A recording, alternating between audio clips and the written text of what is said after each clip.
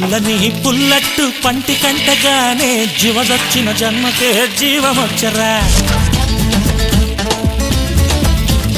ఏసేటి అట్ల మీద యావ పుట్టగానే ఏసీలో తిండి మీద ఎగడ పుట్టరా పుల్లని పుల్లట్టు పంటి కంటగానే జీవదొచ్చిన జన్మకే జీవమొచ్చరా ఏసేటి అట్ల మీద యావ పుట్టగానే ఏసీలో తిండి మీద ఎగడ పుట్టరా